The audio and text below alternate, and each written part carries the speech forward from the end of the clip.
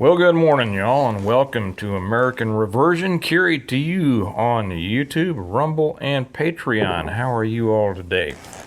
America's got a problem. That's no news to you, right? It's no news to any of us who've been keeping track. This Thursday, Title 42 is going to expire, which means that our southern border will be again open to all of the throngs that are now gathering down there on the other side of the border, ready to flood into this country and further to destroy it according to the wishes of our American commitards. We know this has been going on for a long time. As a matter of fact, I want to talk about the failing of America today, when it started, how it became, how it came to this point. You know, many people would say, and this is the time I'm going to be reading a few of the goals of the American Communist Party as set down in their Congress back in the 50s. I'm going to take it out of The Naked Communist, written by Cleon Skousen. If you all haven't read this book, you should. You should also read this one, The Rules for Radicals by Saul Alinsky. It's the playbook of all those little commies that have been destroying our country from Hillary on down. And Joe and Hussein Obama and all of that. Going to be reading. I had read that some time ago. I think I'd read it over on the Integrative Preparedness website, or on the Integrative Preparedness channel. I think I may have done it here on this channel some time ago, but it's time to do it again. You know, when you think about what's happened with our country, and where its decline started, when it started, people are going to have different ideas about that. Right. Kelly's dad thinks it all started with the Beatles. Every generation has said that the newer generation isn't nearly what they were at one time. But you know what? While that's true in a sense, it's not the entire generation. And within each generation, there are those who understand the importance of the fundamental principles and those who don't. And what we're facing today is a culmination of a concerted effort on the part of people who wanted to destroy America, who want communism. And I don't use that term lightly. I think, you know, many times when you use the term communist, it's almost like using the term Nazi, also, which most people misunderstand, and it suddenly puts people off, right? Well, communism has been the problem, and I'm going to explain that because it is my belief, and I can support it, that the downfall of our country started with the Russian Revolution and the takeover of the Bolsheviks in 1917, 1819, and then on, because most people don't realize that there was a growing communist effort in the United States. I could make a case that we fought for communism in World War II. Yeah. We're going to have to get real deep in the weeds to get to that. Won't get there yesterday, but just remember that I said that, because we may get back to that on another video. But in the 50s, and then as we came through this idea of communism, and also the incorrect idea that the original Christians were communists, and the failure of Americans through their idiotic history classes to understand that the Pilgrims' little flirtation with communism was what caused half of them to starve. This is lost in the American education system. And so the idea of communism was allowed to foment and ferment and grow into the first acceptance, and then almost the pursuit of communism as we see it today amongst many of our citizens and, of course, many of our political leaders. I'll be right back with you. Okay, I had to say goodbye to my son. He's taken off for school. He is one of the fine young people in this generation who knows what's what. Going to read a few things out of this, and I suggest this is a video that you will want to share with your friends. Share as many with as many people as you can. By the way, I should have started this off with welcoming all of the new people, all the new subscribers, both on, well, not both because there's three, on YouTube, on Rumble, which is really growing. I am really impressed with Rumble. I still don't know very much about it, but I am really impressed with Rumble. If you're not on Rumble, you should be. I had somebody leave a comment over on the YouTube site yesterday, I think, that says, well, I'm not on Rumble because I don't want to, expose myself, more. Hey, you're already exposed. Get in the game. Get out here. Avail yourself of the many information sources that are out here in the world, and you will be the better for it. So, stop the hiding and get involved, because if you're not involved in the solution, as they say, you're part of the problem. But I have been very, very impressed with Rumble so far. A lot of great creators on Rumble, and I'm going to learn more about it. And I'm very excited to be on Rumble. So. And then on Patreon also, we are really growing on the Patreon channel. That's the pay channel, and I put a lot of extra stuff over there. I always put the link to the Patreon channel right down in the information box on YouTube. I haven't figured out how to do that on Rumble yet, because I just haven't taken the time.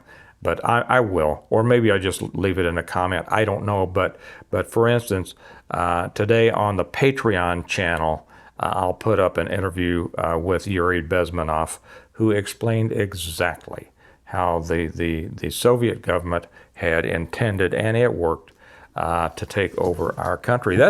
Make no mistake, we are living in a if it's not communist totally, it's communist light. World, and headed toward that complete control and domination that is found in those communist tyrannies. So let's go to. I'm just going to read a few. There are 45 goals that were set down by the American Communist Party. Yeah, the American Communist Party was pretty big, and growing. And of course, there were those people who fought against communism. Ronald Reagan was one. Senator McCarthy was another. The Un-American Activities, which was in the House, those people were vilified as being conspiracy theorists, as being anti-American themselves.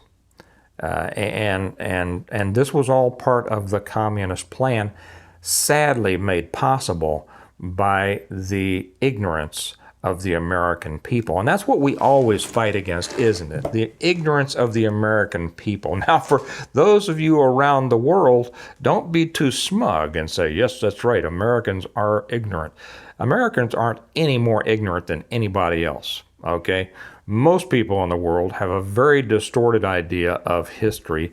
I've known many people who are not from the United States who have a completely wrong idea about American history and sometimes their own history. So it is the ignorance of the population of the people that a government or a movement relies on in order to further their goals. And that's why they're able to do it, because most of the time these people are very smart. They're very smart and they're tenacious. They will go and go and go. They always have a long-term plan. And this is going to show it. So there are 45. I'm not going to read all of them. I just have a few marked here that, and like I say, this is a video you're going to want to share with your friends. Share it with all your friends. By the way, don't forget to like it and leave a comment and all that, because all of that helps promote the channels and that lets the channels come up higher and, being suggested to other viewers, and it gets our message out and across to people. Okay. The current communist goals from back in the 50s, I'm skipping over some, but I'm reading a few that you're going to see. Hammer it. Permit free trade between all nations regardless of communist affiliation and regardless of whether or not items could be used for war. China, anyone? Okay. Now, back then when this was written, none of these things had happened. Realize that. None of these things had happened. And they sounded like, far-fetched goals. And most people say, well, this would never happen. See how many have happened, okay? So, provide American aid to all nations regardless of communist domination. Grant recognition of Red China, admission of Red China to the UN. Well, we certainly recognize them, don't we? Promote the UN as the only hope for mankind. If its charter is rewritten, demand that it be set up as a one-world government with its own independent armed forces. And then in parentheses is the author's notation. Some communist leaders believe that the world can be taken over as easily by the UN as by Moscow. Back then, Moscow was the big scary, because China was still a dirt poor country that hadn't really come out of the what they had been set into by the British. But Moscow was the scary, the boogeyman. So as I said, some communist leaders believe the world can be taken over as easily by the UN as by Moscow. That's right. Sometimes don't just think UN. Think about WHO, the World Health Organization. Think about the IMF, International Monetary Fund. Think about WEF, the World Economic Forum. All of these international globalist societies. The UN was simply the first, and it was promoted a lot, with all of us little kiddies going around on Halloween with our little UNICEF things, collecting money for the poor children in Africa, right? Oh man, how easily we are fooled. So they say, but I'm going to repeat this to lead into the next section. Some communist leaders believe the world can be taken over as easily by the UN as by Moscow. Sometimes these two centers compete with each other, as they are now doing in the Congo. That's right, they will compete, or they'll work next to each other. And the communists are very good at using international organizations. Here's another one. Check this one out. Capture one or both of the political parties in the United States. What do you think? Have they been able to do that? Well, the Democrat Party is about as close to communist as you can get without being led by Lenin himself. The Republican Party, there's plenty in it that are leaning very far in that direction. So have they been successful at that? Capture one or both of the political parties in the United States? Another one, use technical decisions of the courts to weaken basic American institutions by claiming their activities violate civil rights. Get control of the schools, another one. Use them as transmission belts for socialism and current communist propaganda. Soften the curriculum. Did you know, I just read yesterday, and you might have read too, that in Chicago there are 45 school districts. Is it districts or schools? I don't know. It's one of the two. It doesn't matter. It's horrendous either way it goes. Let's say 45 schools. 45 schools in which there is not a single student who is functionally literate. 55 schools, not a single student who is functionally literate. That means all students are functionally illiterate. Cannot come out here in the greater society and avail themselves of the opportunities of a great country like ours. Used to be, in some cases still is. Okay, can't do it. They are breeding these kids to be subservient, to be criminals, to be inmates, and to be welfare dependents on the government. So we'll get back to this. Get control of the schools, use them as transmission belts for socialism and current communist propaganda, soften the curriculum. Let's have gender studies, and let's have all those kinds of things, and instead of math and reading and history. Get control, well, they teach history, but they teach wrong history. Get control of teachers' unions. They got that. Put the party line in textbooks. They've got that. I've read some of the textbooks. Next, gain control of all student newspapers. Have you read a major university newspaper in the last 20 years? It may have been written by Lenin and Marx themselves. Use student riots to foment public protests against programs or organizations which are under communist attack. Infiltrate the press. Infiltrate the press? How about take over the press? They've done it. Get control of book review assignments, editorial writing, and policy-making positions. You know, if you go over to the Patreon channel and you watch Yuri Bezmenov's video, you're going to see this, and you're also going to see the reflections of fifth-generation warfare in this. They have been at it forever. They are good at it. We are not good at it, and we are suffering as a result of our ignorance of it. So yeah, you might think, well, how could that, who cares about student newspapers? Students, when they're in college, this is where they develop. I don't know how many people I've known who are conservative. They raise their kids to be conservatives. They send their kids off to college. They come back flaming libs. Okay, so they got into the student newspapers, infiltrate the press, get control of book review assignments. Book review, how could that be important? It's vitally important, but we didn't see it and they did. Editorial writing and policy-making positions. I know I repeated it. It was worth repeating. Gain control of key positions in radio, TV, and motion pictures. Have they done that? Continue discrediting American culture by degrading all forms of artistic expression. An American communist cell was told to, quote, eliminate all good sculpture from parks and buildings, substitute shapeless, awkward, and meaningless forms. Have you been to a park in your area lately? You know, the parks used to be full of majestic, whether patriotic or not, statues and artwork and sculptures and heroic and such as that. And now they're full of crap. Around here, you can drive down the streets, the highways, and you will see things over there that I can only describe as globs or blobs or the most asinine or collapsed I-beams.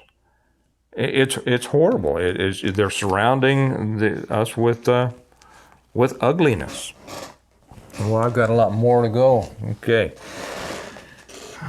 Control art critics and directors of art museums. Our plan is to promote ugliness, repulsive, meaningless art. What do you think about modern art? Compare that to some of the great art of the past. European art. European art, okay?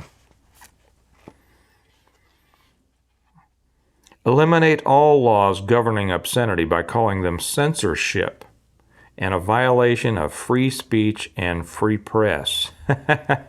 Well, so we've made profanity, vulgarity, and pornography acceptable, but you can't say certain things on this platform, right? Now, I'm talking about YouTube there. If I told the truth about something, and I gave an opinion on something, but that was not allowed. That was not allowed? Yes. Rumble's different. Good for you. Break down cultural standards of morality by promoting pornography and obscenity in books, magazines, motion pictures, radio, and TV. Have we gotten there? Yeah. Gee, man, Chris, you get clear down to the things aimed at young teens. And the kind of stuff that is out there in the world now, it used to be hidden and now it's celebrated.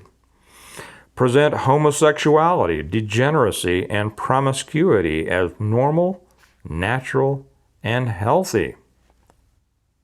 Have we done that? I don't mean we. Have they been successful in making our society do that? I mean, it's gone beyond, you understand. Next, infiltrate the churches and replace revealed religion with so-called social religion. Discredit the Bible and emphasize the need for intellectual maturity, which does not need a so-called religious crutch. The churches are one of the biggest problems nowadays in our country. I say that as someone who has his own church. That's why I have my own church.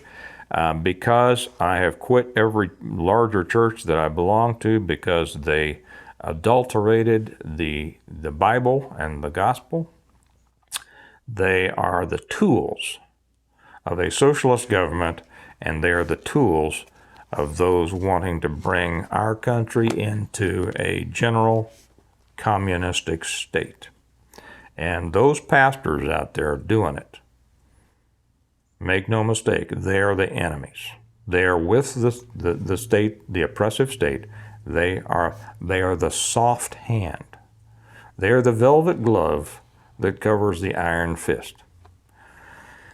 Next, eliminate prayer or any phase of religious expression in the schools on the ground that it violates the principle of separation of church and state. And of course, you all are bright enough to know that there was never anything, no separation of church and state. There was never intended to be. This came from a letter from Thomas Jefferson to a Baptist church. And it was a phrase that he used. It was never part of our founding documents. As a matter of fact, several of the states themselves had official religions in the state. It was simply a prohibition of an establishment of a national religion, as they had in England, that people were expected and forced to be members of. But here again is the ignorance of the American people that has allowed this idiotic idea of separation of church and state to grow and blossom and like an invading species, destroy the garden that was America. Okay, discredit the American Constitution by calling it inadequate, old-fashioned, out of step with modern needs, a hindrance to cooperation between nations on a worldwide basis. Have they done that? Yep. Discredit the American Founding Fathers. Oh, we've had that, haven't we? As they present them as selfish aristocrats who had no concern for the common man. Well, they've been able to do this because of the lack of proper education of our young people in our schools and our colleges.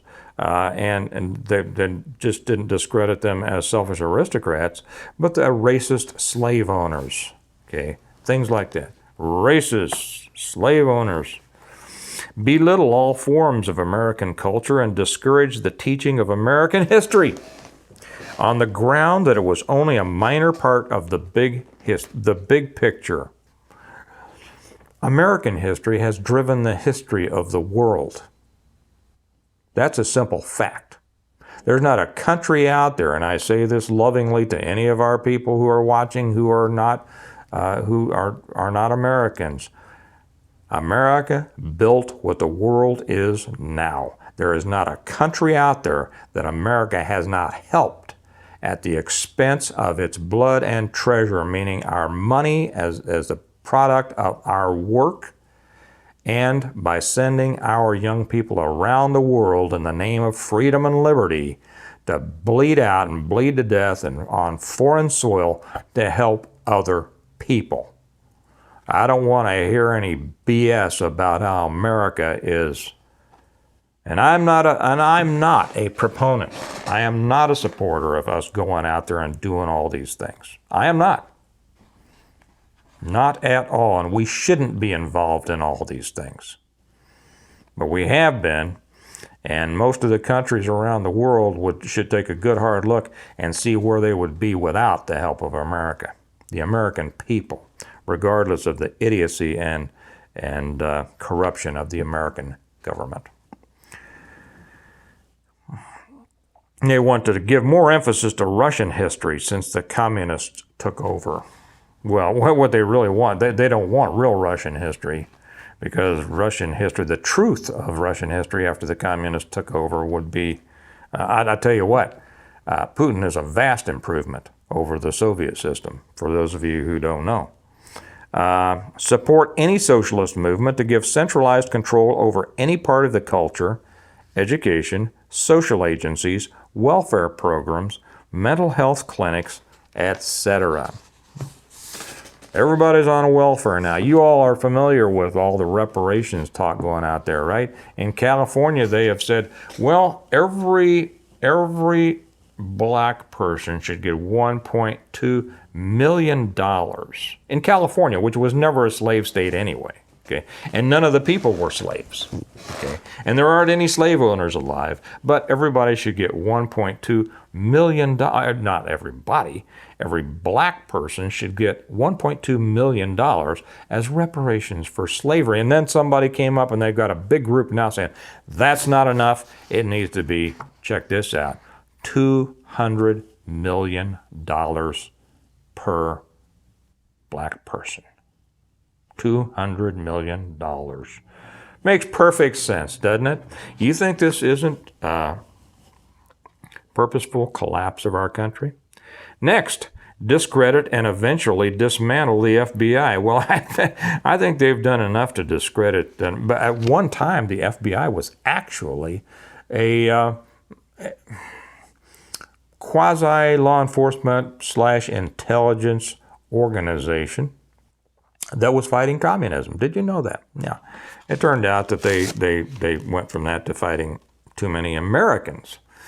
So they've discredited themselves. We will see about the dismantling of them. Next, infiltrate and gain control of more unions. They did that. Next, infiltrate and gain control of big businesses. Well, do you see all of the DEI? What does that stand for? Diversity, something, and inclusion. Every major corporation makes their people go through this diversity training now. Okay. How about big businesses? They're taking control of big businesses. You know, we used to think big business like GM and Ford and U.S. Steel and Exxon and things like that. But now the big businesses are Microsoft, Apple, Google, Bill Gates and all this. Can you get more? You get the picture, right? Transfer some of the powers of arrest from the police to social agencies. Treat all behavioral problems as psychiatric disorders, which no one but psychiatrists can understand or treat. Yeah. Next, dominate the psychiatric profession and use mental health laws as a means of gaining coercive control over those who oppose communist goals. Have we seen the mental health situation starting to explode, right? For what reason? I'm sure you've asked yourself that. Okay, and we know that they're going to try to use the mental health laws as a way to attack the Second Amendment. Okay. Discredit the family as an institution. Encourage promiscuity and easy divorce. Has that happened?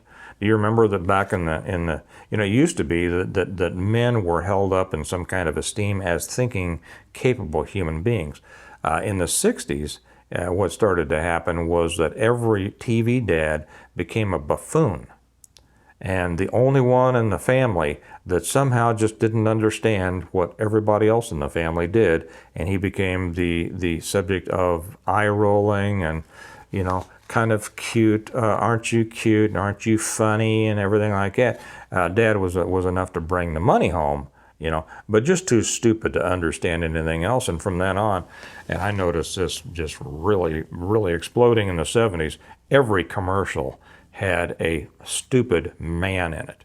It was always the man who was stupid. It was the woman who had to, somehow survive his stupidity and explain to him how things really were, saving him from himself and saving the rest of them from him, right, and his ignorance, while he just bumbled along happy in his ignorance, making fun of himself while everybody made fun of him. Okay, it's the same thing going on now. And now, if you know, if there is a, if you've noticed, I'm sure, if there is a smart or an intelligent or a wise or a concerned or an empathetic character in a commercial, a TV show, a movie, is it ever a male? Well, sometimes it is, if it's a minority male. Okay. You will never see a black man characterized as stupid or as ignorant or as uncaring or as unwise. Okay. They're always the wise one, as are the women. The bad character is always a white male. You understand this, and we know that there's a war on the white male. That's just the way it is. Okay. And I'll say this right here. Look around you. Look around at the vast majority of things that have been built and invented. Some were built and invented by women. Some by black men. Some, a very small number. Everything else, who was it invented by, improved on, or built by? Ask yourself that question and stop hiding from the answer. Emphasize the need to raise children away from the negative influence of parents. Attribute prejudices, mental blocks, and retarding of children to suppressive influence of parents. You should rewind that and play that again, but I'll read if I have time. No, I don't have time. We gotta go. I'll try to squeeze this last one in. Create the impression that violence and insurrection are legitimate aspects of the American tradition, that students and special interest groups should rise up and use a united voice forced to solve economic, political, and social problems. Do you remember the Antifa riots? Okay, folks, I got to go. I'm sorry that I ran long. Great to have you here. Share this with your friends. Make sure that you are follow us. Make sure that you have subscribed. Join us over on the Patreon channel of American Reversion, where I'll be putting some more stuff up here in a little bit. And you all have a good day. I'll talk to you later. Bye-bye.